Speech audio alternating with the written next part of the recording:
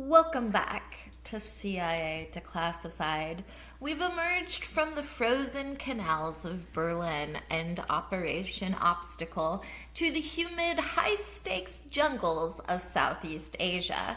By 1958, the agency was convinced that Indonesia's President Sukarno was leaning too far toward the Soviet sphere.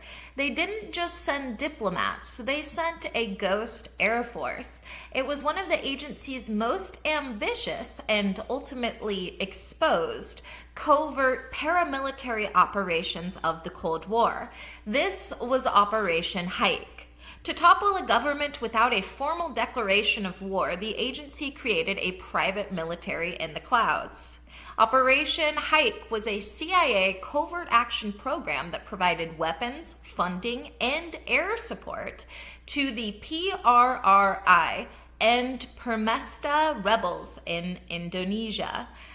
Here's a quote from a declassified CIA internal history report. The objective was to create a situation where the central government in Jakarta would be forced to negotiate or crumble under the pressure of regional dissidents. End quote.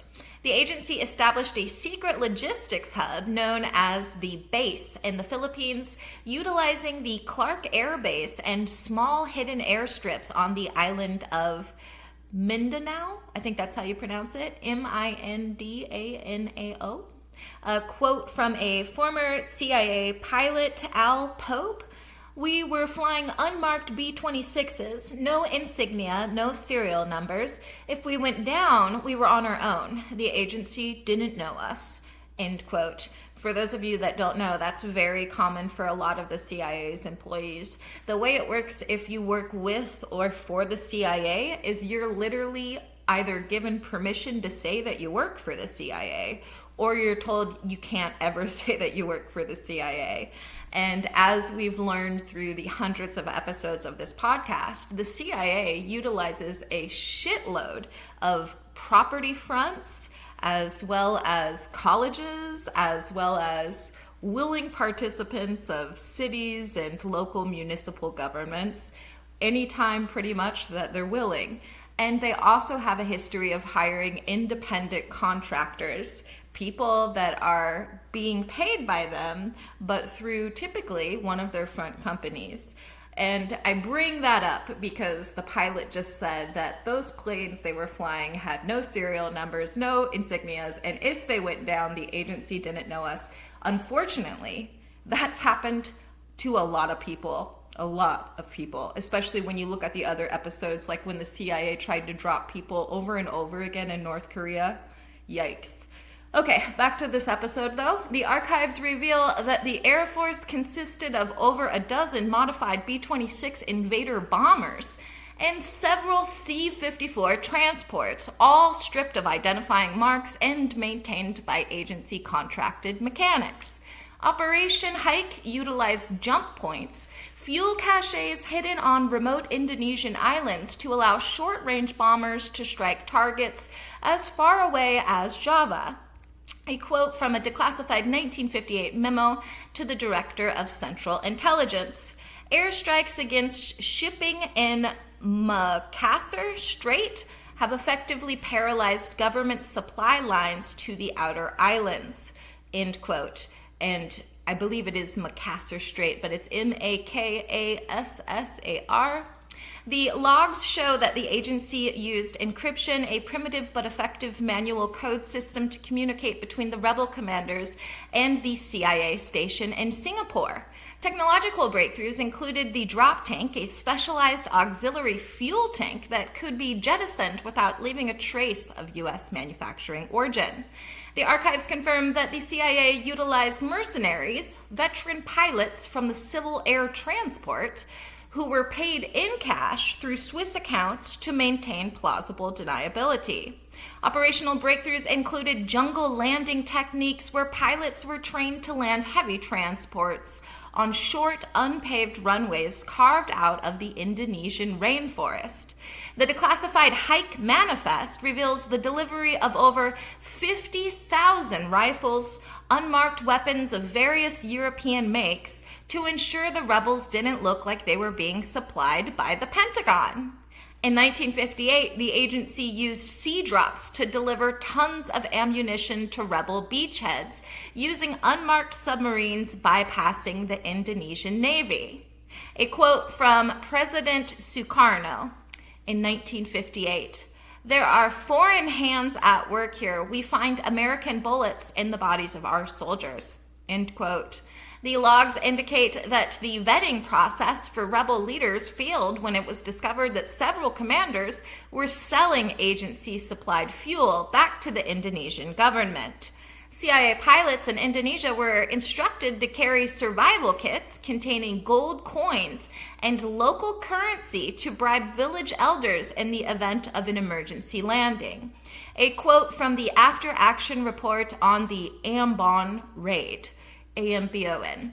"The bombing of the Indonesian corvette and several merchant vessels significantly degraded Jakarta's ability to protect and project power in the Moluccas, Moluccas,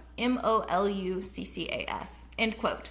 The declassified documents reveal that the CIA utilized a fleet of fishing trawlers as disguised mobile radar stations to guide B-26 bombers to their targets under the cover of darkness.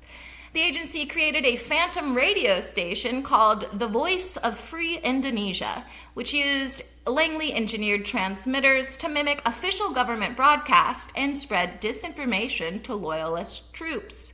A secret 1957 directive authorized the use of smoke generators on rebel ships to mimic the appearance of a major fire, successfully luring government patrol boats into preset ambushes.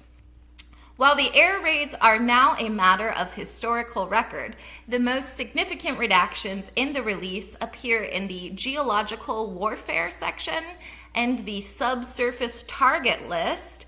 In fact, the absolute heaviest redactions, where nearly 200 pages are redacted, is in the magma manipulation logs from 1958. They're completely obscured. It suggests the agency was looking at the Earth itself as a weapon, magma. Why hide geological data from a 70-year-old rebellion? I don't get it. Get ready for the theory of the volcanic trigger. Speculations suggest Operation HAIK used deep earth charges to attempt to trigger volcanic eruptions near Sukarno's palace. The theory claims the redactions hide a plan to use high-altitude bombs to create seismic shocks that would wake the ring of fire, making the political collapse look like an act of God, and the black bars mask the coordinates of the fault line triggers. What if the rebels were agency clones? A dark rumor suggests the CIA used biological duplicates of Indonesian generals to lead the uprising. The theory claims the redactions in the personal biodata hide DNA sequencing manifest from the Philippines, alleging the agency had mastered primitive identity swapping to replace Sukarno's inner circle with obedient copies. Hidden behind the ink of the atmospheric studies section, some claim the CIA deployed cloud seeding to create permanent monsoons over government air bases. The redactions supposedly hide the precipitation success logs.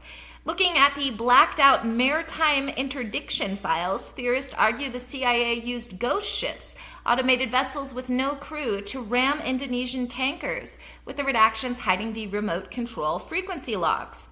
The Shadow Battalion theory posits that the redactions in the ground troop deployment section hide the use of hypnosis, where captured government soldiers were brainwashed and sent back as sleeper agents, with the black bars masking the post-hypnotic triggers.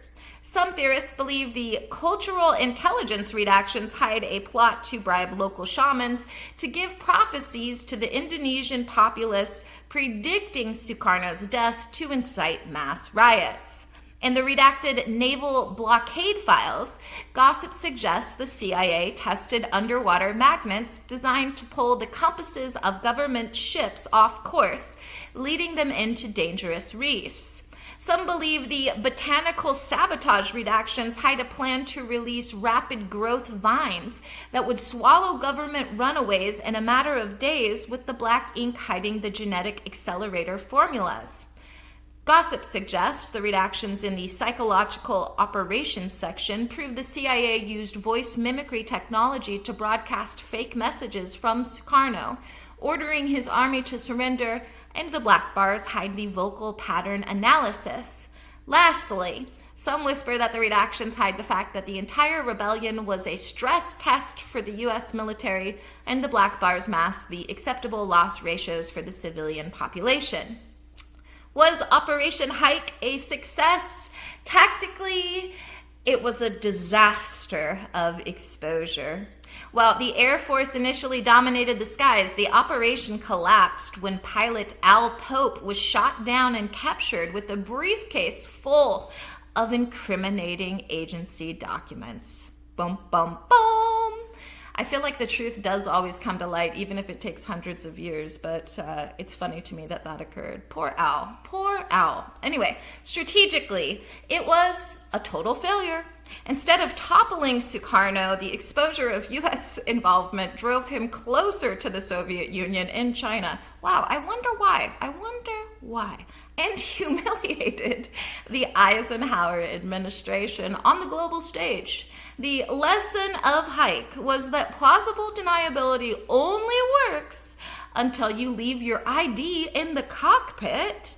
As far as technological and operational breakthroughs go, the rebel sky pushed the limits of covert aviation, such as denial of origin maintenance, the perfection of sanitization, removing every single part number and logo from a combat aircraft, covert logistics hubs, the establishment of floating bases using civilian cargo ships as mobile runways for light aircraft, contractor paramilitary models, the first large-scale use of front companies to hire and pay foreign combat pilots, and long-range tactical insertion, advances in fuel management that allowed aging bombers to operate thousands of miles from their home base. Operation HAIK shows us that when the agency tries to play God in the clouds, the fall back to Earth can be brutal. As the files reveal, some maps refuse to be redrawn. Thanks for joining us, and be sure to join us again as we examine Project Will-O-Wisp. In the quest for the ultimate soldier, the agency moved beyond visual camo. Project Will-O-Wisp was a study into non-visual camouflage. We'll uncover the Langley signature shield. We'll look at the thermal ghost trials, the heartbeat hider, and the moment the agency realized they could make a human being invisible to everything but a mirror. Join us next time for The Human Ghost. In the meantime, I'll see you in the archives.